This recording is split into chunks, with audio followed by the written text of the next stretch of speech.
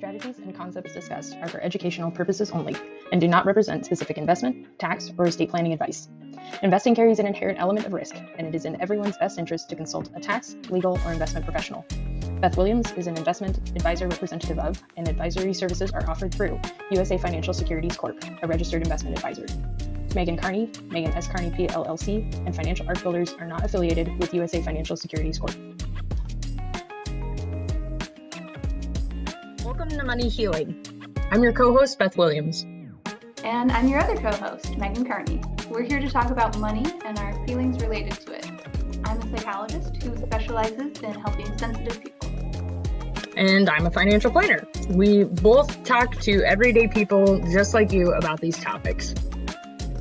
Everyone's mental health and money health journeys are so different. And as unique as we all are, there are some common themes when it comes to how our emotions impact our money and vice versa. And it's those common themes that we are going to be discussing together, both the themes themselves and some ideas from us about how to move forward and heal your relationship with money. In the next bit of episodes, Megan and I will be unpacking the various emotions and trauma themes that we've encountered within our observations over the last few years.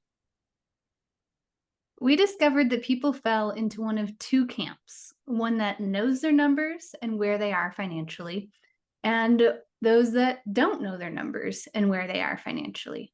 We recommend that you go through the episodes and listen to the ones you believe may apply to you. Megan and I are big advocates for getting collaborative support for both your mental health and your financial health journey.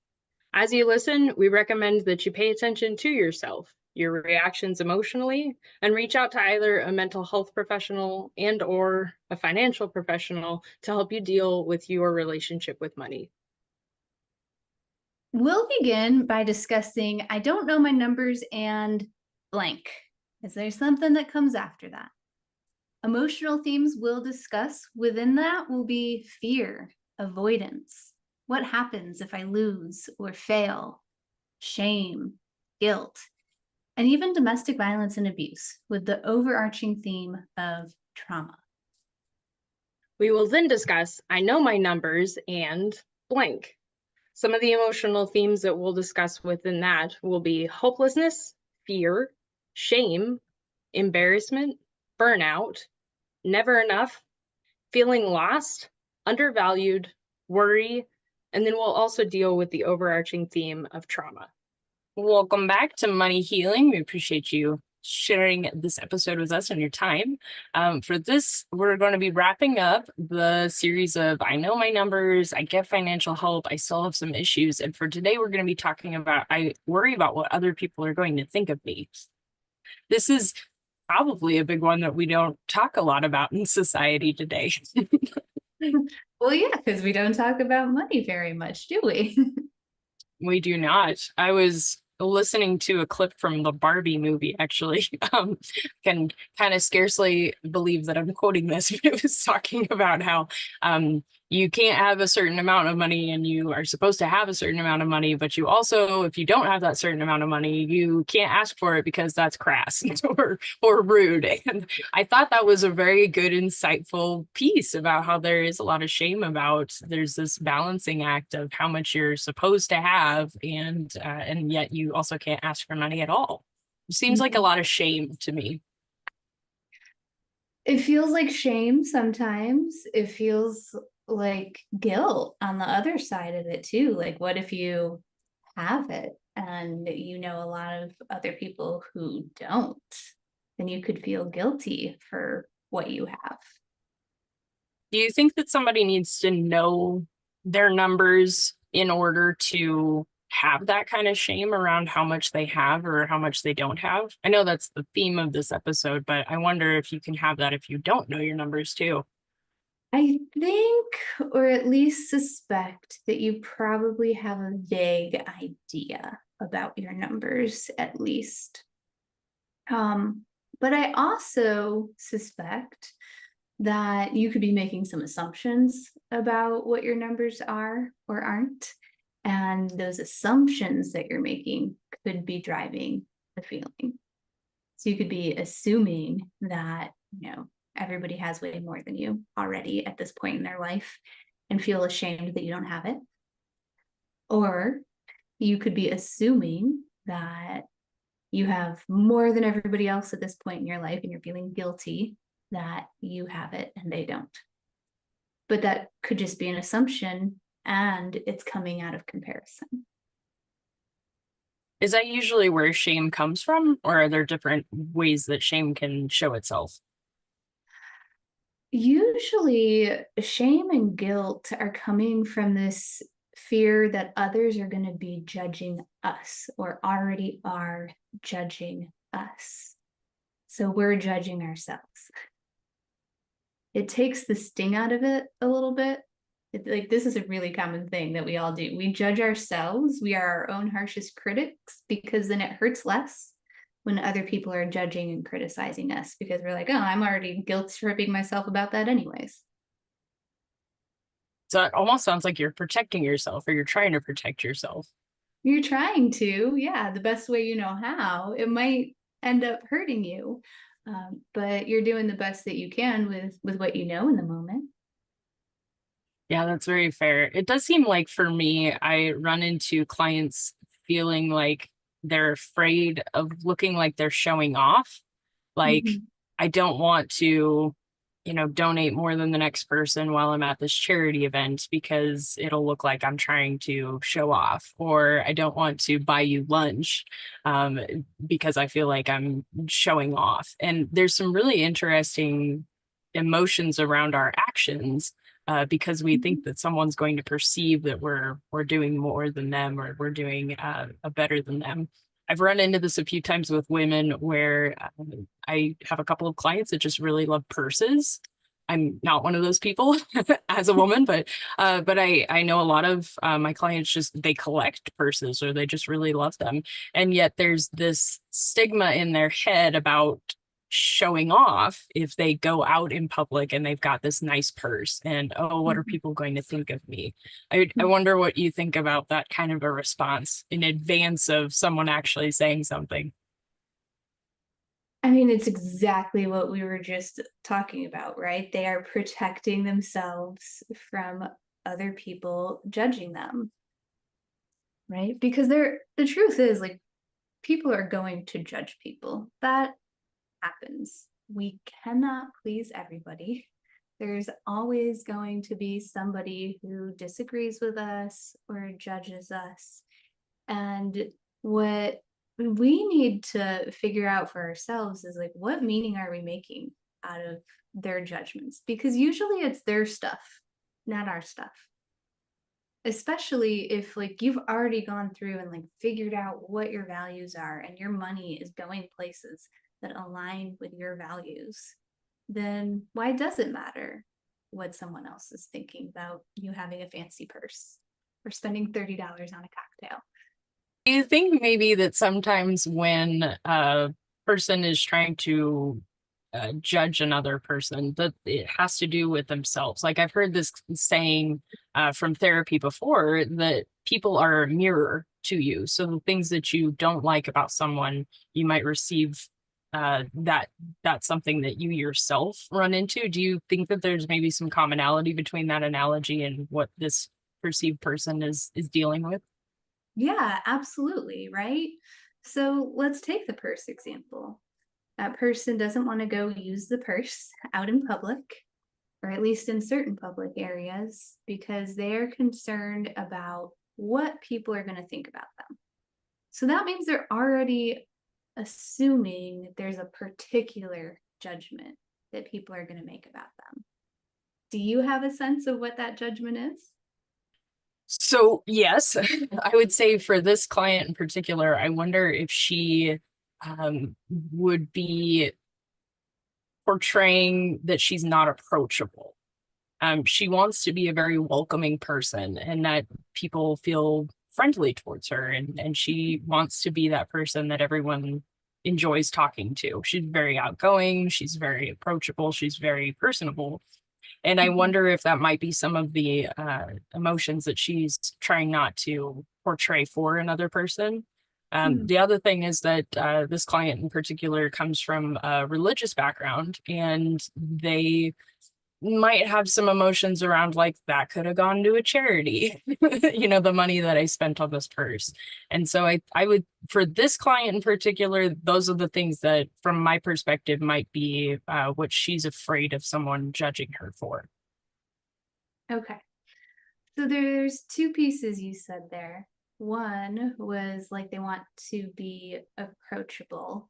And what you're not saying, but what's there is that she wants to be approachable to people who would actually be intimidated by money. And so I would actually wonder something even deeper if like she is still uncomfortable around people who have money. That would be a very fair guess. I'm not sure that she's been around people with money. So she might have all sorts of assumptions about what people with money are, like what their personalities are like, because like we're all just human, no matter how much money we make or don't make. They're still people. But media does portray people with money as being greedy and the like, and unapproachable. So she might have that assumption that like, oh, everyone's just going to think this about me if I carry this fancy purse. Which I think to that point on what you're saying for values, if this is in line with your values, and for her, she's extremely frugal. She just really likes purses. She's not one of many. I keep picking on her, but I've got a lot of clients that like purses for whatever reason. But for her in particular, it would be like a really big value disalignment to not have a really great purse. And like I said, in other areas of her life, she's incredibly frugal in comparison to her peers. And so I don't know that that's a really healthy thing for our society to put on someone else without wondering, oh, is that just in line with your value system? So she has some valid assumptions there, right? Like there are some people who are going to judge you for having the fancy purse. And she gets to decide if she wants to be approachable to those people or not, whether or not that's aligned with her values. Because the truth is, like, nobody is going to be approachable for everybody. That's just not possible. The other thing you said was there is some religious background there, and the person might feel like maybe they should be donating this money instead of spending it on a purse. And I think what you've already basically said is they're probably already in alignment with their values in donating a significant amount of money or an amount of money that feels right to them. And so what does it matter? If she's already donating the money, like, does this, I'm guessing, and I could be wrong, be making a wrong assumption here, but I'm guessing the amount they're spending on the purse is far less than what they're donating. I would say that that's probably accurate. I do wonder what you think about us in advance of making an action, in this instance, going out with a nice purse, in advance of making an action and changing ourselves based on something that may or may not have happened or will happen. I wonder what you think about that decision-making process. Well, I mean, it's fear-based and we're just trying to protect ourselves, right? And so what's probably happening is like some anxiety or fear might be overriding. It might be driving the bus and saying like, nope, you really want to take that purse, but you're not going to take it today. Not this time. And it's because of wanting to feel like you fit in, right? Or be accepted or have people like you and not be judged. And if you don't know by now, you should. I'm a big Brene Brown person. There is a difference between fitting in and belonging. And if we are changing ourselves to fit in, then we're not actually being accepted for who we are. And that does not feel nearly as good as feeling like we belong. when I was prepping for this conversation, it was a friend of mine recently who is very frugal and is not into fads at all, and a really dear friend of mine, and she has the famous Stanley cups that are very much in vogue right now. And it's a trendy color, and I was observing the fact that I just thought that was so interesting, because I would have never in a million years would have guessed that she would have had a Stanley cup, and in sort of embarrassment had shared this really deep conversation about how she in truth has been kind of bullied by people who are like, oh, how many people did you assault in Target to get this Stanley Cup? And she's like, it was before the fad. This was before the TikTok thing. And she's like, no, it was a Christmas gift that my mom gave me. And I don't think that she, spent that much on it. And all of a sudden, there was this whole justification that had happened. And I thought, how sad is that we have people, honestly, like myself, who would look at her and go, why are you carrying around this trendy piece? And that just doesn't seem to be in line with your values. Of course, she does not know that she knows that I'm not judging her. But I was thinking just how sad that was, that she feels embarrassed about taking this gift out, and make sure that she doesn't do it within certain groups, because she knows that she's going to get those comments. That's such a bummer, especially that cup that's so practical, right? I don't own one, and like it would fit perfectly in your cup holder because it's got the smaller base, and there are a lot of pretty colors, and it's got a nice handle to it. So like it could just be a practical thing that somebody actually likes and enjoys, and not about a trend at all.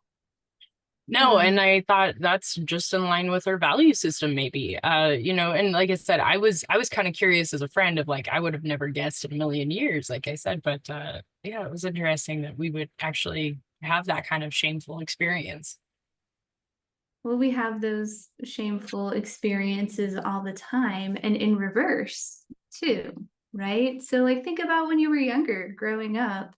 Like if you weren't one of the kids who was able to get like all the name brand stuff that was popular during whatever era you were in, like you were ridiculed, right? You were picked on. People pointed that out, and it goes both ways.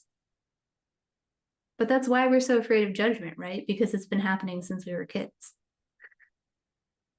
That's very fair. And it doesn't really help when that stuff is reinforced even in adulthood, even in jest. And I think maybe it just might be a societal problem, but it seems like, yeah, I mean, if you're afraid of what other people are going to think of you, and that's affecting the way that you're acting, and that's affecting the way that you're making decisions, then honestly, those sort of toxic experiences really reinforce that you should be afraid of it.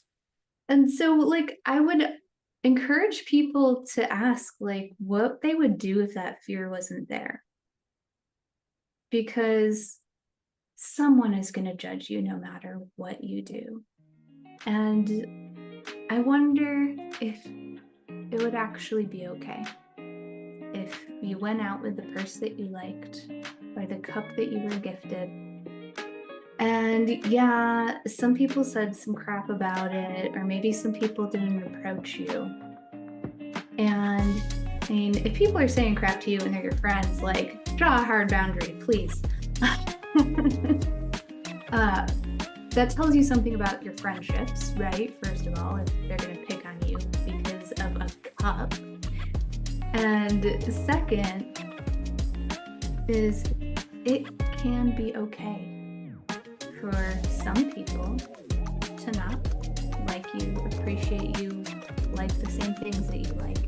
And I promise there are still going to be some people in the world who like you and love you and embrace you for who you are. And at the end of the day, why not be yourself? Because you're going to end up connecting with the people that really love you genuinely, who you are, and who's better equipped for that than you.